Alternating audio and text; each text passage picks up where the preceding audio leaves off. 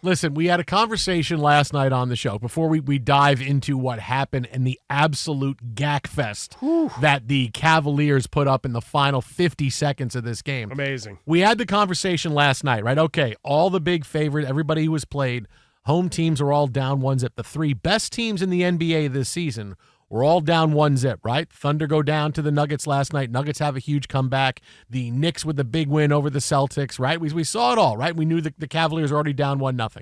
And we had that conversation, who of those three are in the most trouble? We had the conversation twice. We had it when both teams in the East were down 1-0 after the Knicks game, and then we had the conversation again after the Thunder beat the Nuggets last night in the final hour. Do you stir that up? Exactly. And nothing changed. It was still the team that was in the most trouble, we said, was the Cavaliers because of the injury issues, what they have going on, clearly missing three guys in their rotation. Again, we knew they weren't playing tonight. Yes, been playing without Garland for a while, but when you're missing three guys out of a big rotation, you're going to struggle.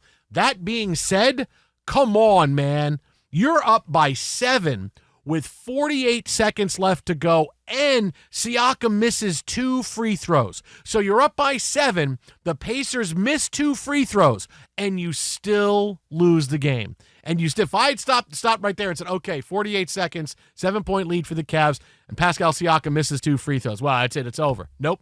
They still found a way to blow that game. They still found a way. Forget about stuff like, hey, the Blues trying to get past, oh, man, how do we get, we lost the game in the final 2 seconds. We went to overtime to the Jets and we lost. We're out of the playoffs.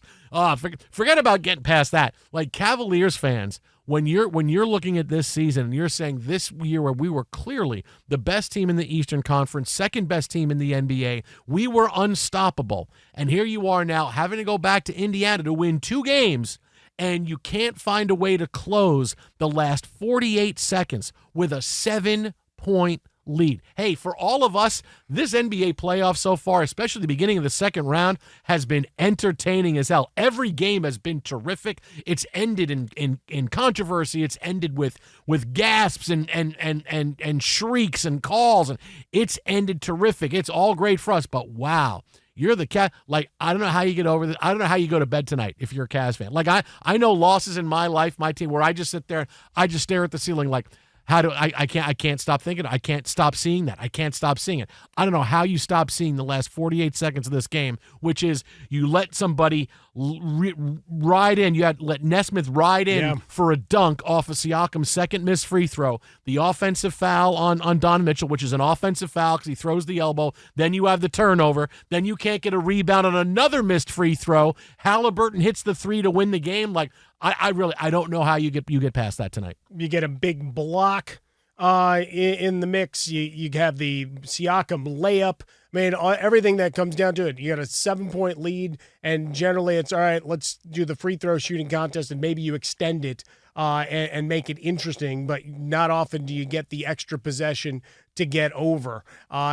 Convergence of just crazy circumstances, big-time plays for the Pacers, taking advantage of opportunity. And look, for the Cavaliers, they got the superhero effort, as you said, out of Mitchell over the course of the night. But down the stretch, we get those big plays that come back to bite. The Cavaliers can't close things out, which rotationally and certainly losing a couple of your big men in your rotation comes up big.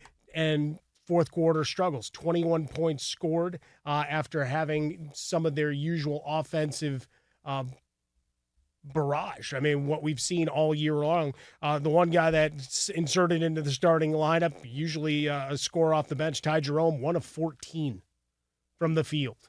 And your guy, Nembhard, didn't have to hit a shot. Didn't have to hit a shot, but he had 13 assists. Donovan Mitchell scores 48. Yeah. I mean, really, no, you can sit here and say, well, we have injury, we have this, but the other bigger conversation to have now is that how irrelevant does the regular season seem right now in the NBA? That's why I always say the regular season's way too long, right? Teams pile up wins. By the time you get to like game 55, teams don't care. The teams are either I'm in playoff position, I'm trying to stay in the play-in round, but no one's going crazy trying to make a big bad run to get to the 7 through 10. No one's trying that. But how irrelevant does the regular season seem now with the three teams who are the best in the regular season, and everybody else was so far behind. It's like when you're doing tiers for your fantasy draft in football. It's like, okay, these 5 quarterbacks are tier 1. I want to get one of those. Tier 2, I have to get one of these guys. Like tier 1, Cavs, Celtics, Thunder.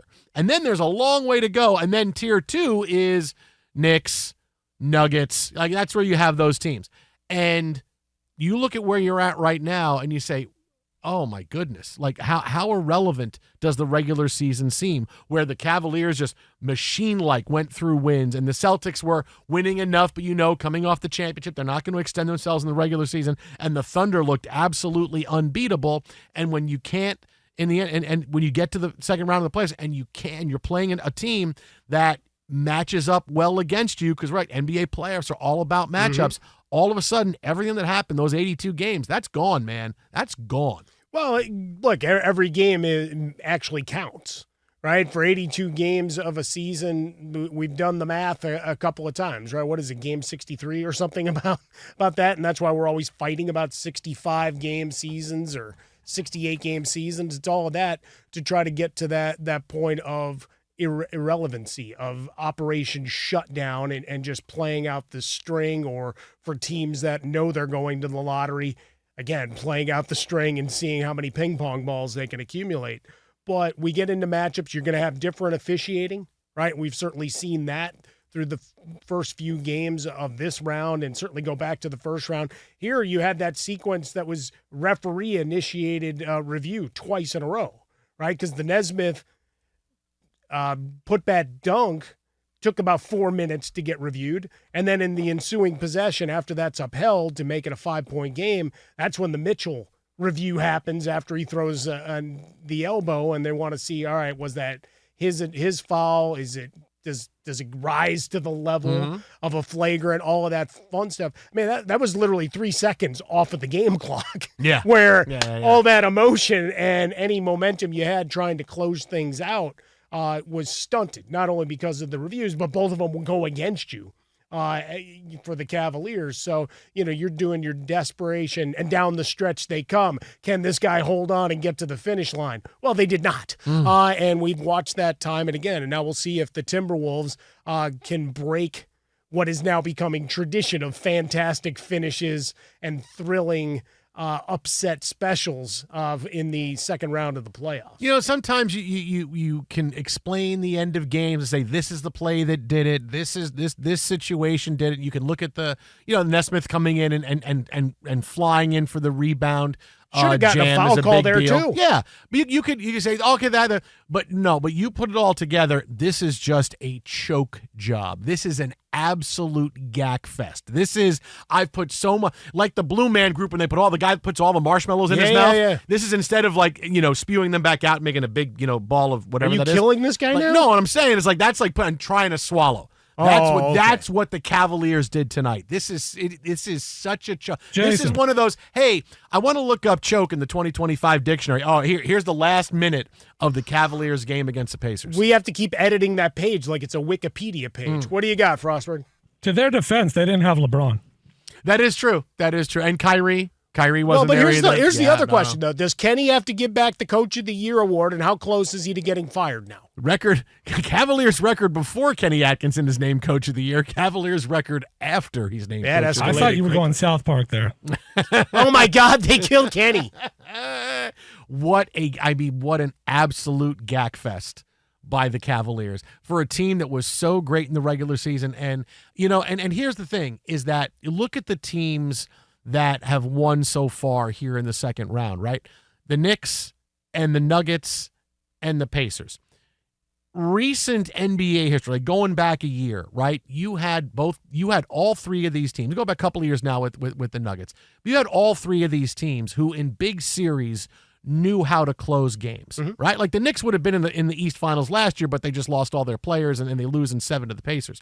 But the Pacers made big shots. The Pacers know how to navigate the end of games. The Knicks know how to navigate the end of games because you have Jalen Brunson, who's the most clutch player. You got Mr. Clutch, right? I mean, he's voted most clutch player in the NBA. And you have the Nuggets, who also know how to navigate the end of games. Whereas when you are the big favorites, right? And that's why that's why the Celtics is okay. That's kind of the outlier, but The Cavaliers and the Thunder, who are the big favorites, this is still new territory to them, being the big favorites. And that was right? the big question coming into the It's playoffs. not like they haven't right? been in playoffs Yeah. before, but this is now. You are overwhelming the favorites. You are the hunted, and neither team could figure out the end of game one of the second series. When you're playing a good team, it's not a rollover series where you got whoever's surviving the play-in round. These are final minutes against a couple of teams that know how to win big games, and you just melt. The Thunder melted, and the Cavaliers melt. It's like the end of Wicked.